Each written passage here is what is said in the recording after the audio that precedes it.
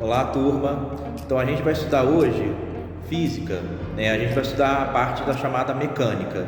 Então a mecânica é a parte da física que estuda os movimentos dos corpos, tá? Então essa mecânica ela é dividida em três partes.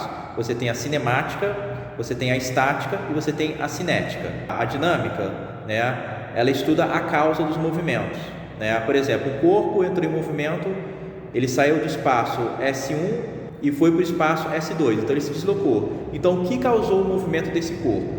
Então, isso é de interesse da dinâmica, tá? O que causou esse movimento? Quais foram os fatores que atuaram nesse corpo para que esse corpo entrasse em movimento, tá? Então, vamos ao quadro comigo para entender melhor o que é a dinâmica? Vamos lá.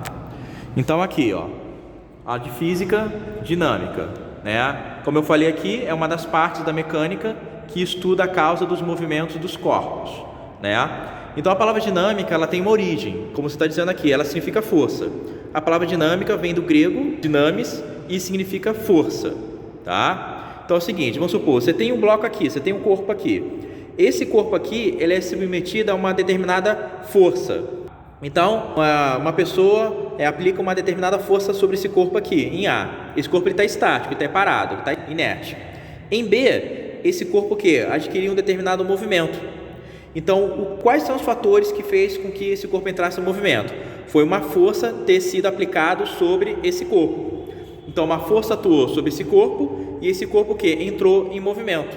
Não só a força, como a gente vai aprender também em dinâmica, há outras propriedades também que fazem com que o corpo adquira um movimento, como, por exemplo, a aceleração. O corpo adquire uma aceleração quando ele recebe uma força, né? E a massa também tem a ver com o movimento também. Então, a dinâmica ela estuda o que causa esse movimento, tá? Então vamos ver uma situação hipotética aqui. Em A, uma força diferente de zero atuou sobre esse determinado corpo, né?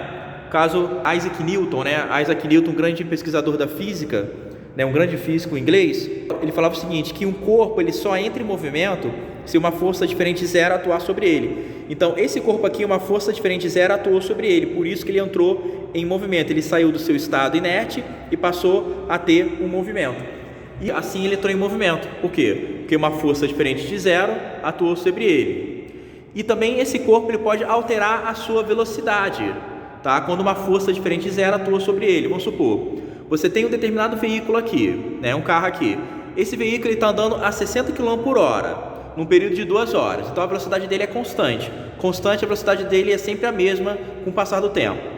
Aí, durante esse passar do tempo, a velocidade dele de 60 km por hora passa a ser 80 km por hora, quer dizer, ele anda mais rápido ainda, né? No ponto B. Por quê? Porque uma força diferente de zero atuou sobre esse veículo aqui, fazendo com que ele alterasse a sua velocidade com o passar do tempo, tá? Então, de 60 km por hora passou a ser 80 km por hora. Por quê? Porque uma força diferente de zero atuou sobre esse corpo e fez com que ele, o quê? Com que ele alterasse a sua velocidade.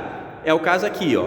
Em B, o corpo modificou a sua velocidade, né? De 60 km por hora passou para 80 km por hora, pois uma força diferente de zero atuou sobre o veículo, tá? F aqui, força aqui, grandeza vetorial, diferente de zero.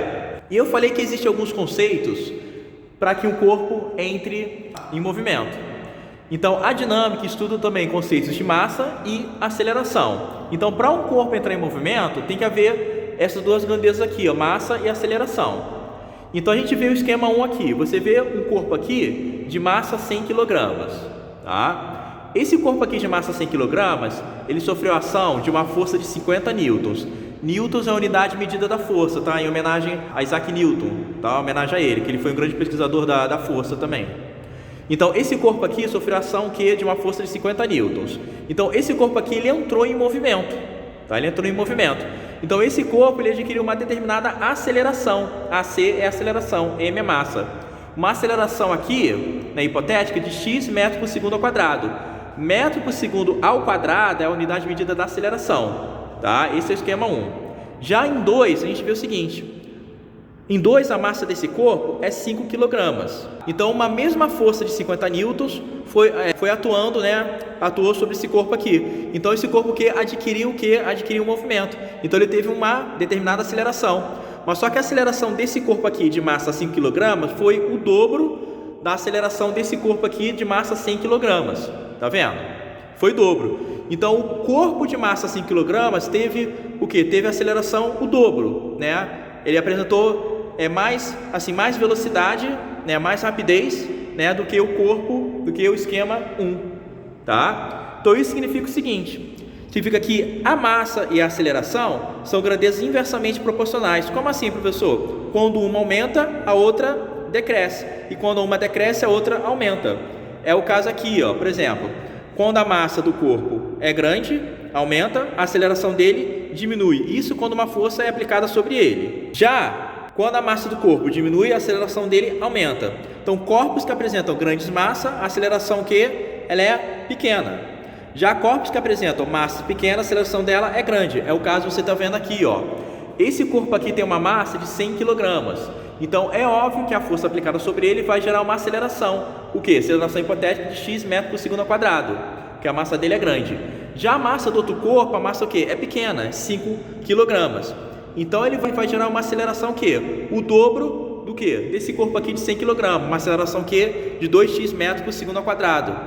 Tá? Por quê? Porque a massa dele é pequena, tá? Então, massa e aceleração são grandezas inversamente proporcional. Eu posso usar a fórmula para poder encontrar a força resultante no corpo. Como é que é a fórmula? Ó, FR o quê? Força resultante é igual M, que é massa, vezes aceleração. Então, força resultante é o quê? Massa vezes aceleração, tá? Então, se são grandezas inversamente proporcionais, então massa e aceleração são multiplicáveis, tá? Então, quando você aumenta a massa, você diminui a aceleração.